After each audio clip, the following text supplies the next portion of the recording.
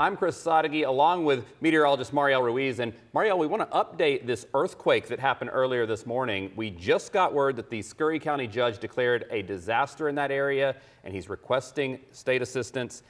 And the number was 61 earthquakes in just the past 7 days. Right, yeah. And that's quite significant, Chris. I mean, we felt the Monday night earthquake that was originally it was a 4.9, and there were a couple that followed after that on Monday night. But we felt that here in North Texas. We felt another one this morning, and a lot of people on social media were saying the same thing. And for the judge out there to make this declaration, it's got to be affecting people maybe more so than we realize. Yeah, you know, whenever I'm thinking, because I worked in Midland, Texas for a couple of years, so I'm really familiar with the area. What I'm thinking is that there's not a whole lot of big buildings out there, but there is infrastructure that lives underneath the ground. Sure. We're thinking pipes and stuff like that. So, you know, we'll have to check in with them because this is developing this morning, so we'll need more information. Yeah, not something we're used to, although, as you pointed out last half hour, it does happen more often than we realize. Yeah, unfortunately,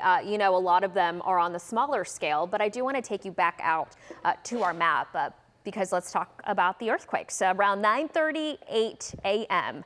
was whenever we had originally the USGS reported a 4.8 magnitude earthquake. But this is, like I said, developing. So at last check, the USGS, the U.S. Geological Survey, has now registered this as a 5.1 magnitude earthquake. There has been a little bit of activity outside of that this morning. Now, the reason that we feel it all the way in North Texas, even though it's over 200 miles away, is because of the geology that lives in Texas. So between here and West Texas, think about the type of soil, the type of rock that lives there. It really is conducive to shakes out there traveling and meeting us all the way in North Texas. So the depth of this latest 5.1 magnitude earthquake was just over 2 miles. And like I said, the geology plays a big factor in why we feel it all the way in North Texas.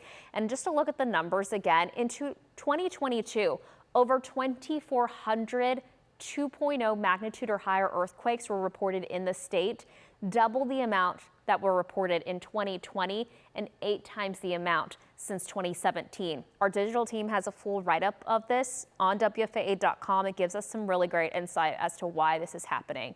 Chris, over to you. We'll check it out, Marielle. Thank you. And